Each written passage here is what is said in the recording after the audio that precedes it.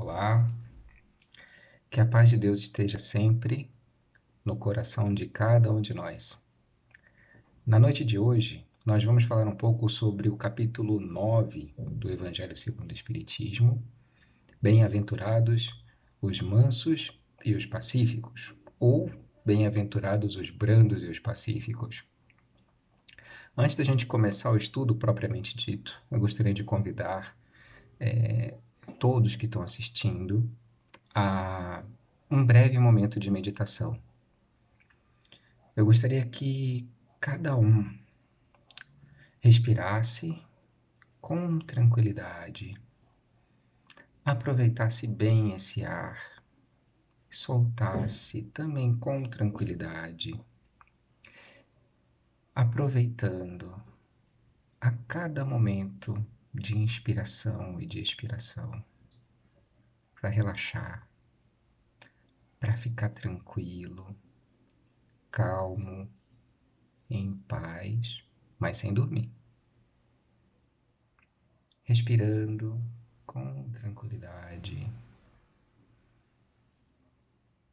e ficando cada vez mais calmo, em paz e harmonia. Peço que Deus e os amigos espirituais nos iluminem para que a gente possa absorver as palavras da melhor maneira possível, que os ensinamentos da noite de hoje, do dia de hoje, que eles sejam bem assimilados e que tenham o poder de trazer para cada um de nós uma atitude melhor, uma esperança melhor, uma ação melhor para o nosso progresso, para a nossa evolução de uma forma positiva. Que assim seja. Quando a gente para pensar nas palavras de Jesus, bem-aventurados os brandos, os mansos e os pacíficos, essas palavras, elas têm um significado enorme para o dia de hoje. Nesses dias em que muitos de nós, março de 2020, que é o período em que esse vídeo está sendo gravado, nós estamos no chamado isolamento social por causa da pandemia do coronavírus. E nesse momento de isolamento social, a gente tem uma oportunidade valiosíssima, que é a de avaliar qual a importância da nossa interação com as outras pessoas, com os outros membros da sociedade.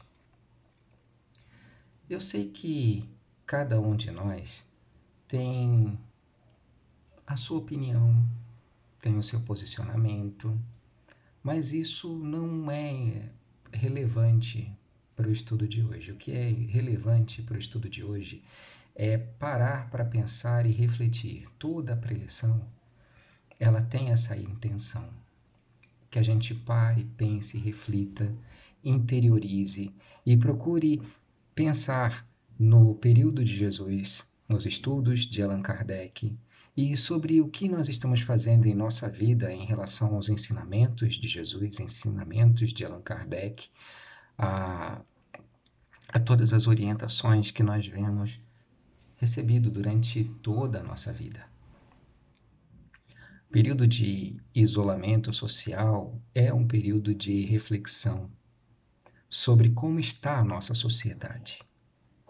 E se nós pararmos para refletir nesses últimos tempos, o que temos visto é uma polarização muito grande entre as pessoas da sociedade. Seja qual for a sua opinião, seu posicionamento, nós podemos parar para pensar que existe um radicalismo muito grande que tem permeado relacionamentos, opiniões, redes sociais, conversas, convívio entre as pessoas. E apesar do isolamento social, a rede social ainda continua na forma eletrônica. E isso é ótimo, porque ele nos dá uma oportunidade da gente continuar a interagir. Mas o que vemos é que as polarizações, elas infelizmente continuam. E no mundo de hoje, algumas pessoas, elas chegam a falar, a fazer comparações, dizendo que nós nunca estivemos tão polarizados, tão radicalizados em nossas opiniões, do que em comparação com o século XX, há 70, 80 anos atrás. E nós sabemos que 70, 80 anos atrás, o que aconteceu no nosso mundo foi a explosão de grandes conflitos, sendo o principal a Segunda Guerra Mundial, que foi um conflito de caráter quase global. O que nós esquecemos é que a polarização, a radicalização de opiniões, ou parar para ouvir e refletir sobre o posicionamento do outro, não nos leva a situações positivas. Só nos leva a conflitos. E esses conflitos podem ser só desde o fim de uma amizade, desde a quebra de um relacionamento familiar, até violência física. Infelizmente, isso pode acontecer e muitas vezes isso daí acontece. E quando as pessoas elas se tornam muito radicais, muito presas às próprias opiniões, egoístas, egocêntricas, orgulhosas, isso não leva a bem nenhum. A gente não consegue chegar a uma conciliação e o conflito ele só tende a aumentar. Mas essa preleção, ela é uma preleção nesse sentido? Não. É só uma questão de comparação. Na época de Jesus, a polarização também existia.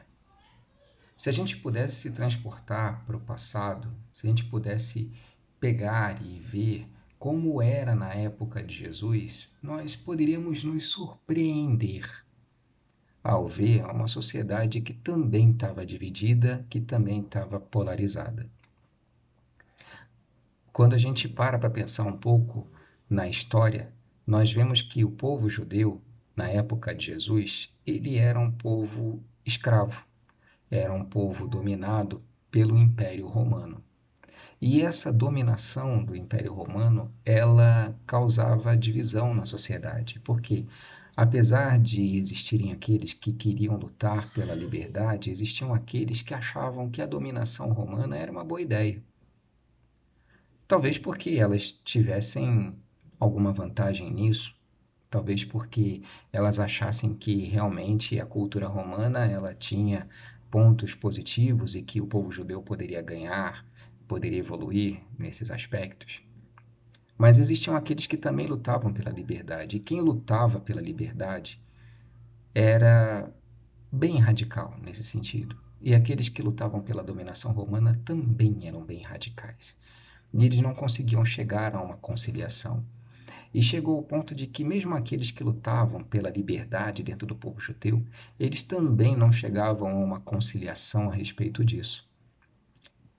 Se a gente parar para pesquisar historicamente, nós vemos que o povo judeu ele passou a ser dividido, ele estava em conflito, ele estava numa situação muito ruim. E nós sabemos historicamente o que aconteceu com o povo judeu depois disso.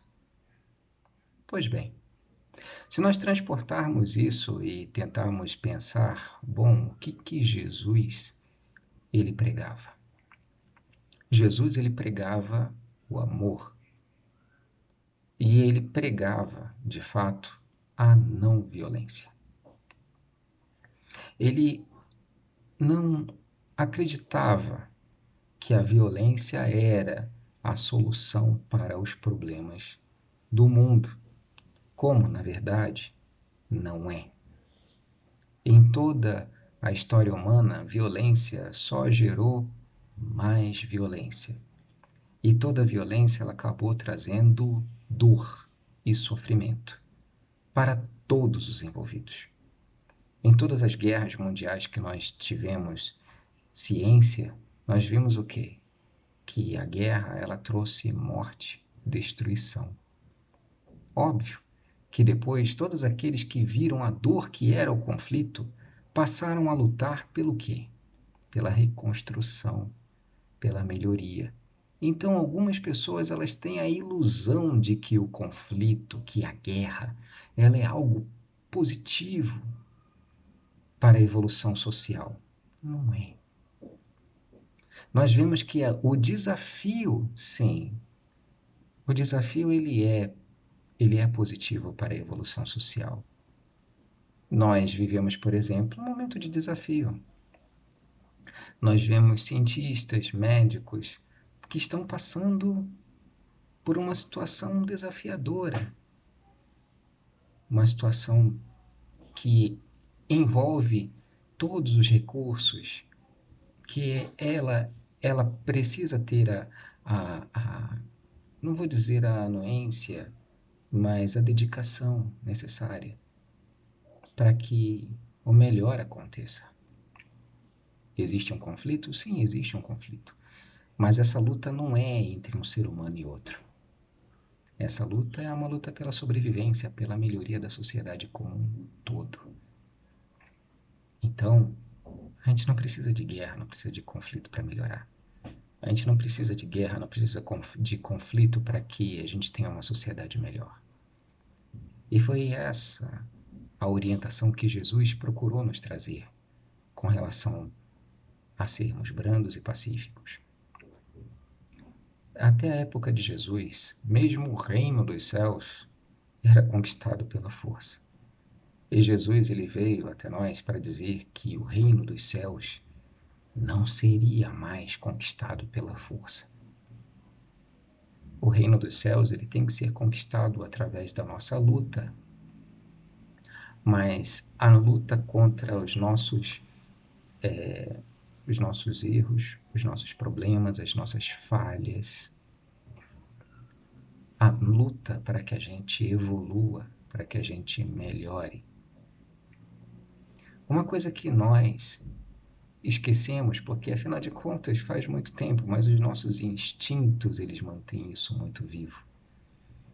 O ser humano como espécie não era a raça predadora, a espécie predadora do mundo. Pelo contrário, nós fomos por muito tempo caça.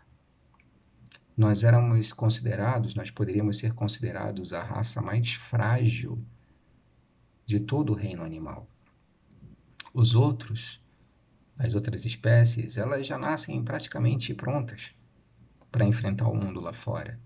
Já o ser humano, quando nasce, ele é frágil, muito frágil.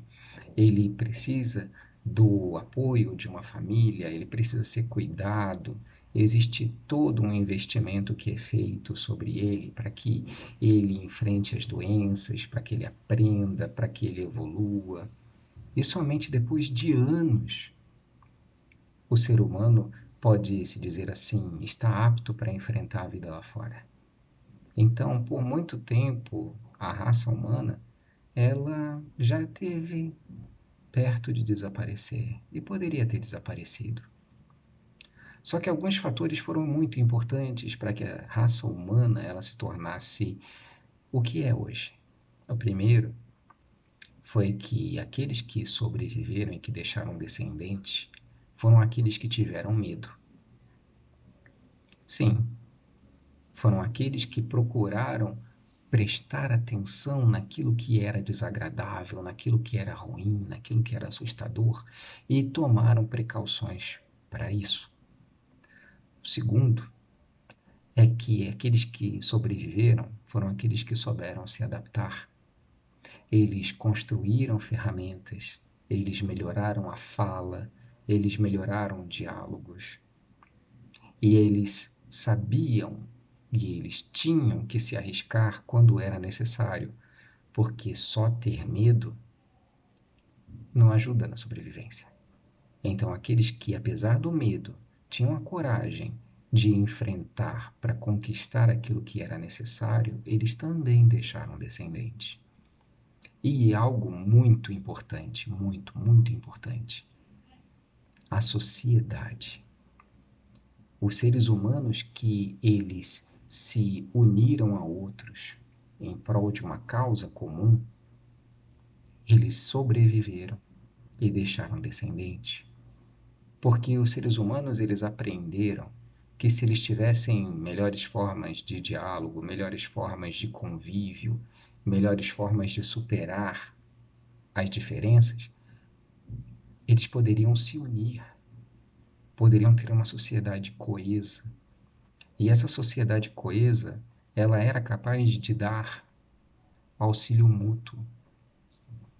E esse auxílio, ele era muito importante, porque na hora de caçar, eles poderiam se unir e cada um utilizar o seu lado mais forte, o seu lado melhor, para ajudar o grupo. Então, quem entendeu isso, conseguiu conquistar uma sociedade mais forte. O problema é que, de uma forma, como é que eu posso dizer, irônica, os grupos acabaram se tornando competidores uns dos outros. E essa competição trouxe ao ser humano a impressão errada de que a sobrevivência era do mais forte. Só que a sobrevivência não é do mais forte. E isso Charles Darwin ele nos trouxe. Ele disse que a evolução ela acontece, mas não por causa do mais forte. Sobrevive aquele que se adapta melhor. A espécie que não consegue se adaptar, ela tende a desaparecer. Infelizmente, nós esquecemos um pouco disso. Quando a gente se deixa levar pelo orgulho, pelo egoísmo, a gente começa a achar que é melhor do que o outro. A gente acha que tudo é uma competição, como a gente vê em várias outras culturas que apregoam a competição, que valorizam o primeiro lugar, que dão prêmios para os vencedores, e aqueles que tiram o segundo lugar acabam sendo relegados a serem os primeiros perdedores. Eles colocam a competição como uma coisa muito importante. E a gente acaba se viciando nisso, achando que, na verdade, nós temos que ser melhores do que os outros. Nós temos que ter mais bens, mais dinheiro, mais poder do que o outro. Nós temos que ser mais inteligentes, nós temos que, sei lá, nós temos que ser superiores. Temos mesmo. Qual é o destino de todos os bens que nós acumularmos durante a vida? Vai ser ficar aqui. Se existe uma verdade universal, é que a vida humana ela tem início, meio e fim. Não conheço nenhum ser humano que tenha vivido eternamente. Nenhuma pessoa que seja imortal. Todas as pessoas, elas nascem, elas têm um período de tempo em que elas vivem e depois o corpo físico é desligado e a pessoa morre. Uma coisa que nós que acreditamos numa doutrina espiritual, que nós devemos sempre lembrar, é que o ser humano, cada um de nós, é uma criatura espiritual vivendo uma aventura material. A nossa vida ela é passageira. Então, de que adianta a gente chegar e ficar se matando por conta de bens materiais? Ah, mas quer dizer que eu não devo trabalhar, que eu não devo procurar uma vida melhor para mim, para as pessoas que eu amo? Não, deve sim, porque isso é uma questão de progresso. E todos nós devemos aprender e devemos progredir. Porque se existe uma coisa que acontece na natureza, é o progresso, é a evolução. Só que Deus não tem pressa. A natureza ela continua evoluindo, ela continua crescendo, ela continua ela continua se adaptando. Só que a gente não vê os animais se matando para serem melhores uns do que os outros. E infelizmente a gente faz isso. A gente esqueceu que lá atrás, na evolução humana, aquilo que ajudou os seres humanos a se tornarem a raça, a espécie dominante do planeta, não foi cada um pensar em si, não foi o egoísmo, não foi o orgulho, não foi a vaidade. O que tornou cada um de nós membro da espécie dominante do planeta foi justamente o contrário. Foi o aprendermos a dividir, o aprender a compartilhar, o aprender a tolerar, respeitar, a saber que cada um de nós tem, sim, uma importância, que cada um de nós tem um dom e que, principalmente, se o grupo ruir, se a gente ficar brigando com os outros, se a gente procurar se impor pela violência, seja a violência das palavras, seja a violência física, a gente só consegue a destruição da sociedade. Então, lá atrás, aquele ser humano egoísta e egocêntrico, ele ficava sozinho e ele morria. Os seres humanos que conseguiam sobreviver foram aqueles que dedicaram seu tempo, que ajudaram outras pessoas. Sim, tinham as necessidades, obviamente, mas que procuraram se integrar na sociedade, que procuraram conviver de forma mais harmônica, mais harmoniosa do que os outros. É o desafio do porco-espinho. Os porcos-espinhos estavam passando por um período de frio intenso, mas cada um deles tinha espinhos que machucavam os outros. Só que eles sabiam que se eles ficassem separados, eles iriam morrer de frio, iriam morrer congelados. Então, o que os porcos-espinhos eles fizeram para conseguir sobreviver? Eles aprenderam a suportar um pouco os espinhos dos outros, assim como os outros suportavam os espinhos deles, procuraram se aconchegar de uma forma tal para que os espinhos eles não machucassem tanto, e assim eles conseguiam sobreviver ao frio.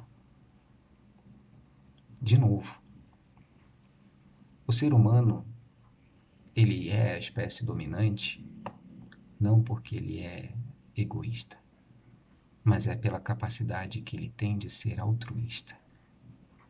Não porque ele é orgulhoso, mas pela capacidade que ele tem, a capacidade que cada um de nós tem de ter empatia, de ter compaixão, de se pôr no lugar do outro, de sentir a dor do outro como se fosse dele e dessa forma procurar fazer com que o outro fique melhor, para que a sociedade ela fique melhor. Quando Jesus ele diz: bem-aventurados os mansos, os brandos e os pacíficos, porque eles herdarão a terra, é por causa disso. Porque aquele que é egoísta, aquele que é egocêntrico, ele não vai herdar a terra. Ele vai ficar sozinho. E vai continuar sozinho até ele aprender que ele só vai ser realmente importante a partir do momento em que ele baixar sua bola e entender que ele faz parte de uma obra muito maior e muito mais importante. Essa é a mensagem que eu gostaria de compartilhar com vocês nesse momento. Então, nada de polarizações, nada de brigas, nada de conflitos, porque isso não leva a nada. E daqui a 200 ou 300 anos, você brigar por algo ou por alguém não vai fazer muito sentido. aproveito esse momento para agradecer a Deus, agradecer aos amigos espirituais por toda ajuda e por toda orientação.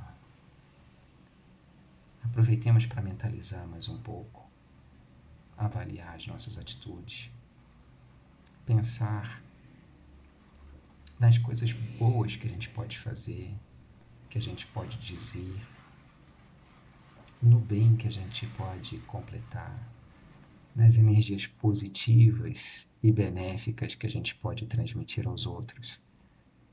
Aproveitemos esse momento para pensar nas pessoas que nós amamos, nas pessoas que nós queremos bem. Que esse sentimento que invade o nosso coração, que ele consiga ser compartilhado, multiplicado, que ele alcance as pessoas que nós amamos como um grande abraço, que ele possa iluminar nossas mentes, nosso espírito, como uma grande lâmpada, e como um grande farol que possa chegar a várias outras pessoas no mundo, que a gente mentalize, pense naqueles que nesse momento sofrem, naqueles momentos que passam, naquelas pessoas que estão passando por momentos de dor e de sofrimento, que elas recebam essa luz, essa energia, que elas possam receber o nosso amor, o nosso carinho. Fiquem em paz. Pensemos nisso. Uma boa semana, um bom dia, uma boa tarde, boa noite a todos.